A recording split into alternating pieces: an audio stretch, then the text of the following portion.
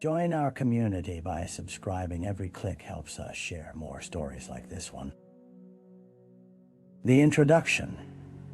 Nestled in the heart of the Midwest, the quiet town of Willow Creek was the kind of place where secrets nestled beneath the surface. Nestled among rolling hills and endless fields of corn, the town was picturesque, almost serene.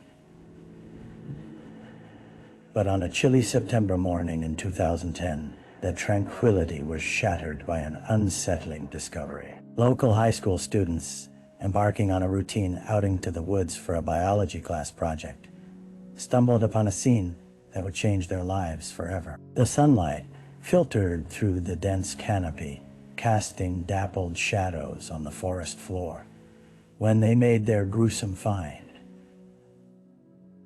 A body, partially concealed beneath a tangle of underbrush, lay still amidst the rustling leaves. The victim was a young woman, barely 20, her features marred by the ravages of time spent in the elements. Law enforcement was summoned, and within hours, the once bustling hallway of the Willow Creek High School was transformed into a command center filled with uniformed officers and forensic teams. The small town quickly galvanized around the investigation, whispers buzzing like a swarm of angry bees. Who was she? How did she end up here? And most importantly, who had taken her life? As they processed the scene, the detectives began collecting evidence and piecing together a narrative that remained painfully elusive. Each scrap of fabric, every hair and fingerprint became crucial clues in a puzzle that spelled the difference between justice and an unsolved murder. The victim. As the investigation began to unfold, the detectives quickly identified the young woman as Laura Whitmore, a college student who had just started her sophomore year at a nearby university. With a bright smile and dreams of becoming a journalist, Laura was known for her infectious enthusiasm and a burning passion for storytelling. Friends described her as vibrant and determined, someone who wouldn't hesitate to lend an ear to others in need. However, beneath the surface, Laura carried with her an invisible weight. Unbeknownst to many, she had been grappling with the pressures of academia and the complexities of burgeoning adulthood.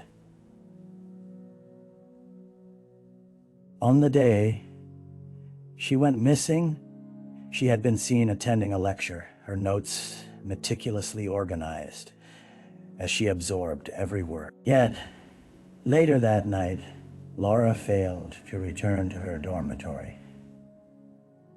A full day passing before she became the subject of family concern.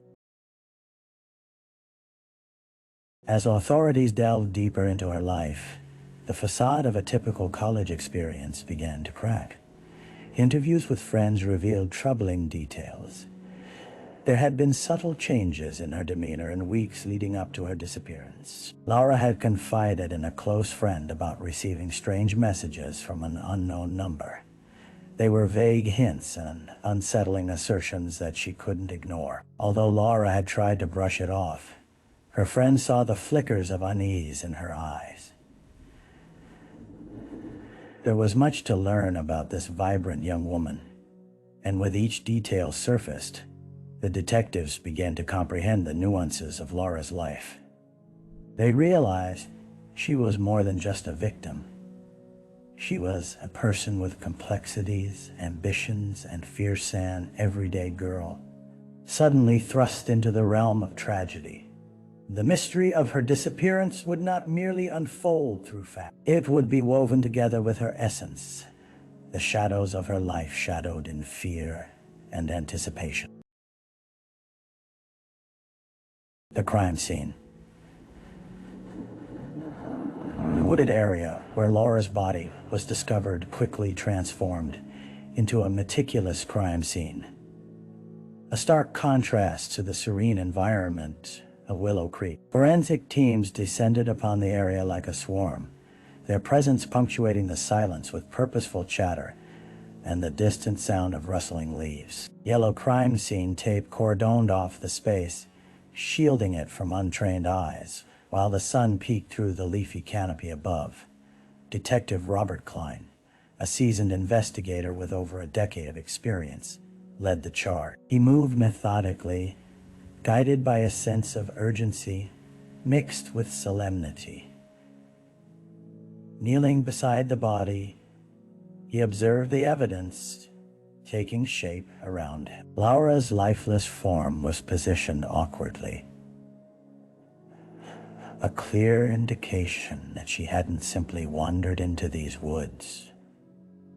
The grim circumstances surrounding her death whispered of foul play. As they methodically examined the area, they discovered a small, tattered journal nestled close to her side, its pages damp but legible. It contained fragmented thought sentries about her dreams of impacting lives through her writing, but also scribbled grievances about feelings of being watched and followed. The entries tugged at Detective Klein's gut, revealing an escalating fear that had seated itself within her mind. Scattered on the body were signs of a struggle: crushed twigs, torn branches, and a faint scuff mark on a nearby tree's bark. The pattern began to emerge. Laura had fought for her life.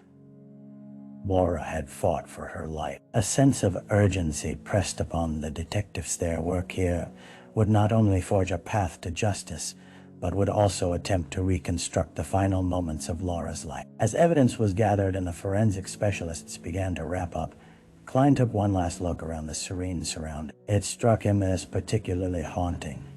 The chirping birds and rustling leaves belied the darkness that had unfolded within this very space. The peaceful facade of Willow Creek masked something far more sinister, and he couldn't shake the feeling that someone, somewhere, held the key to unraveling the mystery of Laura Whitmore's death. The early investigation, with the discovery of Laura's body sending ripples of fear throughout Willow Creek, the early days of the investigation were defined by urgency and unease. Detective Klein knew that time was critically important. Every hour lost could mean the difference between catching an assailant or allowing them to slip away. Gathering together a small team of officers, he devised a plan of action based on solid groundwork and community outreach. Their first step involved reaching out to Laura's family and friends. The detectives conducted interviews, hoping to uncover anything that might lead them to the motive and potential suspects. The atmosphere in the interview room was tense, but filled with a sense of shared purpose. One particularly poignant moment was the interview with Laura's mother, who clutched her daughter's favorite sweater, tears brimming in her eyes. Each word that left her lips illustrated a picture of a loving, ambitious young woman, Samyon, who had fought heartbreak and disappointments, but maintained her determination to succeed. Simultaneously, investigators began combing through Laura's digital footprint.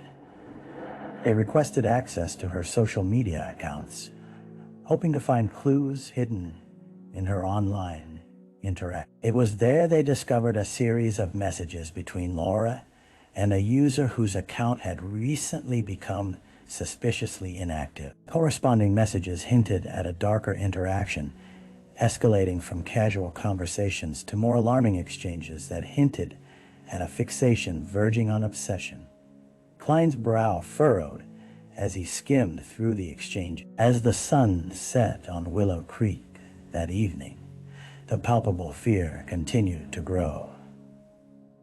Community meetings were organized, town halls echoed with concerned voices, discussing safety, while various locals spoke of their unease. Many began to lock their doors at night, a poignant reminder that the tranquility of their town had been irrevocably disrupted.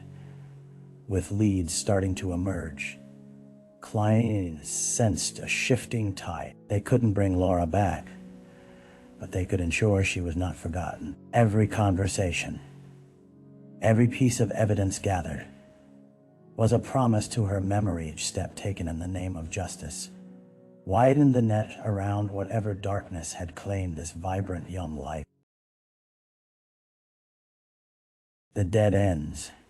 Days turned into weeks, and the momentum that fueled the investigation began to wane. Despite their relentless pursuit of justice, Klein and his team encountered numerous dead ends, like jagged stones in a path they could not navigate. With each supposed lead that fizzled into nothing, it became increasingly grueling to maintain a sense of hope.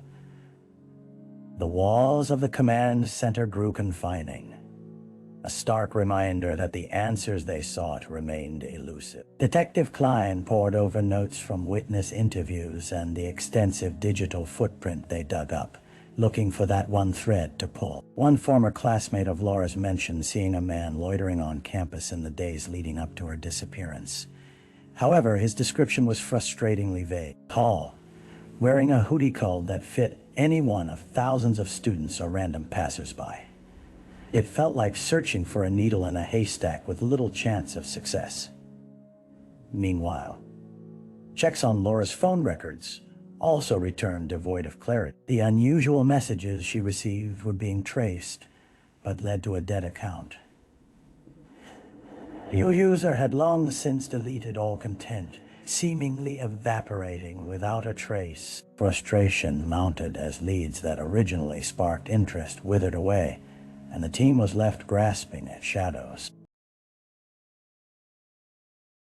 Inside the precinct, Klein felt the weight of the case pressing heavily on his chest. His colleagues, once hopeful, now sat at their desks, fatigue etched into their expressions as they replayed every conceivable scenario in their minds. Desperation started to creep in, influencing decisions and clouding judgment. Morale waned, and whispers of self-doubt began to surface amongst the investigators.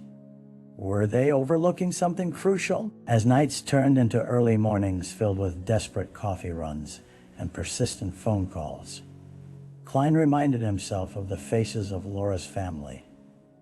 Each day they remained without answers was another day they suffered. The investigation felt like a race against time and ode, just against the perpetrator, but also against the fading memories of the vibrant soul they were determined to bring home. Klein knew the stakes had never been higher, but even as hope flickered, it was far from extinguished.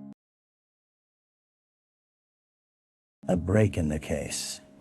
Just as the shadows of uncertainty seemed impenetrable, an unexpected breakthrough pierced through the fog of despair. It arrived on a Thursday afternoon, the air thick with tension as Klein and his team gathered for their daily briefing. Word had come in from a forensic analyst who had been conducting tests on the evidence gathered at the crime scene. A minute sample of DNA, retrieved from under Laura's fingernails, had been successfully processed, revealing a genetic profile that was not only viable, but linked to an individual with a record. The room erupted into a blend of excitement and cautious skepticism. Klein leaned forward, heart racing as the analyst explained that the DNA belonged to a man named Eric Thompson, a 28-year-old with prior charges related to stalking and harassment. Thompson had been living in the area just a few blocks from the university where Laura had studied. The serendipity of the connection sent a rush of adrenaline through the investigators. They finally had a tangible lead. As the detective sifted through Thompson's background, the details painted a troubling picture. He had a history of infatuation, particularly with young women, born from obsessive tendencies that led him into a spiral of inappropriate behavior. Klein knew that they had to act swiftly before Thompson had the chance to disappear or change his routine.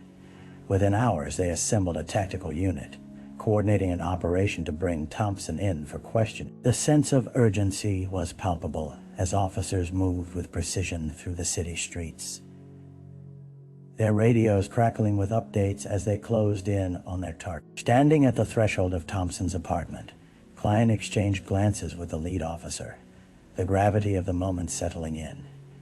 Here was a man who might hold the keys to unraveling the mystery of Laura's tragic fate. When they knocked on the door, it swung open to reveal a disheveled Thompson, his eyes wide with confusion.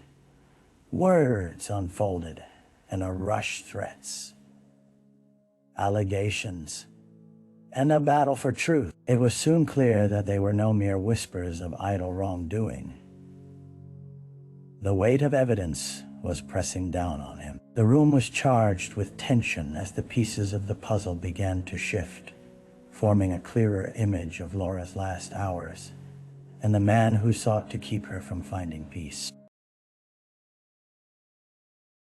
The suspect.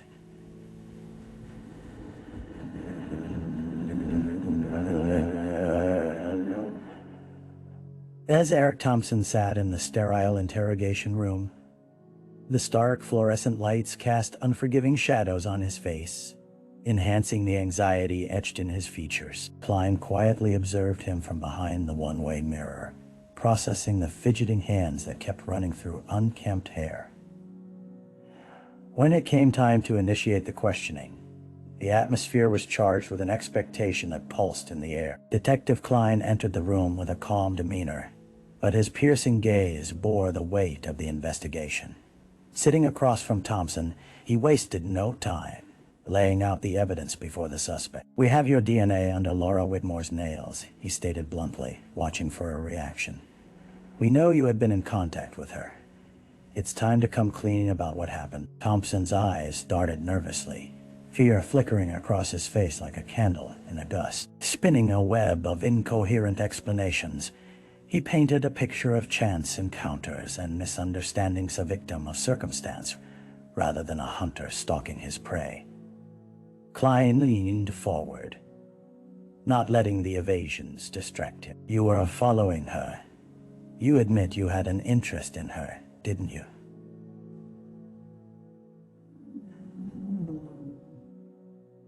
"But interest does not mean you can intrude upon her life. Did you think she would welcome your attention?" Each question pressed, and it became glaringly obvious that Thompson had not prepared for this. He squirmed as Klein laid out the details of his past allegations, one by one stalking complaints, protective orders, a pattern of crossing boundaries that painted him as the unwanted specter in young women's lives. As the interview deepened, Klein noticed cracks beginning to form in Thompson's bravado. The man's defenses eroded further as the detectives provided alternative versions of the timeline based on witness statements. With reminders of Laura's vivacity and her unfathomable loss, the weight of her absence began to overshadow Thompson's attempts at rationalization. "Didn't mean to hurt her," he stammered, a bead of sweat forming on his brow mask slipping slowly away. "I just wanted to talk to her. I thought we could connect." The confession hung heavily in the air, a heartbreaking acknowledgement that imploded under the weight of an unfathomable choice. For Klein, this moment felt bittersweet. They had a suspect, perhaps a reckoning, but the more they unraveled the truth, the heavier the void left by Laura's absence pressed upon them. The somber reality was that whatever had transpired in those final moments would forever haunt the town of Willow Creek. The trial. As the trial date approached, tension enveloped Willow Creek like a heavy fog. The courtroom filled with a mix of anxious onlookers and members of the press, each seat clenching the hope of justice for Laura Whitmore. Detective Klein sat among them, his heart heavy yet resolute. This was more than just a trial.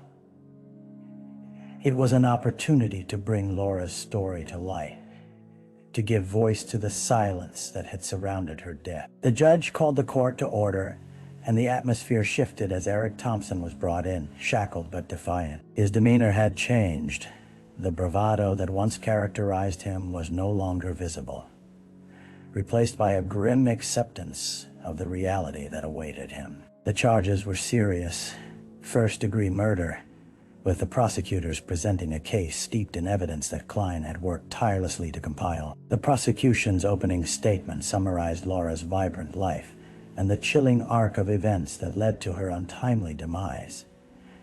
It painted a vivid picture of a bright future extinguished by a man with a pattern of obsession. Klein listened intently as witnesses took the stand, each testimony weaving together a narrative of fear and desire, a narrative that illustrated how Thompson's fixation had escalated into something lethal. The most poignant moment came when Laura's mother, trembling but steadfast, recounted her daughter's dreams and fears. Her voice broke as she detailed the messages Laura had shared about feeling watched, her unease echoing through the courtroom. Thompson remained silent, though his eyes flickered between intention and regret, a dangerous cocktail of feelings that seemed to betray his internal chaos. On the other side, the defense scrambled to paint Thompson as a misunderstood individual, emphasizing his troubled past without discrediting the gravity of his actions. The attempt to elicit sympathy from the jury was evident, but the defense's strategy fell flat against the weight of Laura's lost potential and the horrors surrounding her final moment. As the trial reached its climax, the closing arguments were delivered with fervor. Klein felt the air thicken as the jury departed to deliberate. The world outside appeared to be suspended in time, each clock tick resonating loud and foreboding. Only after attorneys staked their argument, but Klein knew it would boil down to how well they understood not just the evidence, but the life and death of Laura Whitmore. Finally, after delving into the psyche of a man who sought to justify his recklessness, the jury returned, a collective breath held in suspense. As the foreperson stood to deliver their verdict, Klein's heart raced. Each second felt like an eternity, and in that moment, the final act of Laura's story hung in the balance, intertwined with the lives of everyone who loved her. The aftermath. The courtroom resonated with a charged silence as the jury foreperson uttered the word guilty. The verdict echoed throughout the chamber, an affirmation of the pain that Laura's family had borne since the day they lost her. Gasps rang out, the air electrified with a mixture of relief and sorrow. Klein felt a wave of emotions wash over him. It was validation for those who had fought tirelessly on Laura's behalf, yet it also highlighted the irrevocable loss that would linger forever. As the dust settled, the news of the trial's outcome swept through the community of Willow Creek, igniting a complex tapestry of reactions. For many, there was a collective sigh of relief, a feeling of justice rendered at last. Yet the haunting shadow of Laura's absence remained palpable, lingering like a ghost in every familiar corner of town. Her family, devastated yet resolved, began to share Laura's story beyond the confines of the courtroom.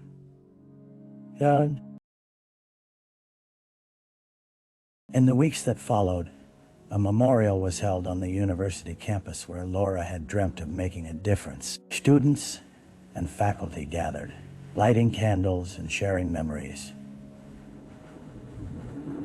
forcing the community to confront the truths of loss and the effects of violence against women. Klein stood among the crowd, watching as her family spoke of her passion for writing, her dreams of wanting to uplift voices left unheard. The messages echoed through the air, a reminder of what could have been. Meanwhile, Thompson's sentencing followed soon, and as he stood before the judge, Klein couldn't help but feel the weight of the collective grief. The courtroom transformed into a space brimming with shared sorrow as Laura's parents spoke of how their lives had been irrevocably altered. They detailed the void left by her absence-thieved birthdays and milestones forever marked by this loss. Although justice had been served, it was clear that nothing could bring their daughter back. In the following months, Klein reflected on the case, its echoes reverberating through his heart. He found himself immersed in community outreach programs, advocating for educational initiatives aimed at preventing stalking and violence. The town rallied around each other, united by a shared hope. The hope that Laura's story would resonate, perhaps dissuading future tragedies before they occurred. Willow Creek, once a picturesque haven, had become a place of remembrance. Community walls were adorned with striking reminders that the threads of life weaves intricate patterns. They reminded Klein that ongoing vigilance and compassion mattered in the fight against silence. The scars of loss would remain, but they would serve as a beacon testament to resilience, love, and the power that lies in claiming one's voice against darkness. Reflection. As the days turned into months, Detective Klein found himself frequently pausing to reflect on the intertwined lives that had become forever altered by the tragic events. The case of Laura Whitmore was more than just a closed book. It felt like a lesson that continued to resonate in the echoes of his own life. He spent quiet evenings in his study, poring over case notes and witness statements, trying to make sense of the chaos and heartache. Klein had dedicated himself to protecting his community for years, but this case cut deeper than any others. Every detail, from Laura's vibrant notebooks filled with unfulfilled dreams to the chilling moments captured in the courtroom, served as a constant reminder of the fragility of life. He recognized that each case called for ongoing vigilance, understanding, and most importantly, empathy. In reflecting on moments of grief shared with Laura's family, Klein embraced the importance of advocating for those whose voices remained silenced. The murder had not only stolen Laura, it had disrupted the harmony of a community in ways that could have ripple effects for generations. As Klein moved forward, he felt a strong resolve forming within him. He was determined to channel the pain of loss into a force for change. He began collaborating with community leaders, launching workshops that educated both young women and men about the dangers of obsessive behavior and the power of standing against it. Through the layers of sorrow, Klein collected tales of resilience and healing from the people whose lives Laura had touched. This newfound mission grounded him, helping him understand that while darkness lurked at the edges, love could illuminate pathways toward hope. Each story fattened the narrative, reminding him that while justice had been served, the true victory would lie in fostering a safer, more caring community, where no one would have to feel the haunting weight of being prey.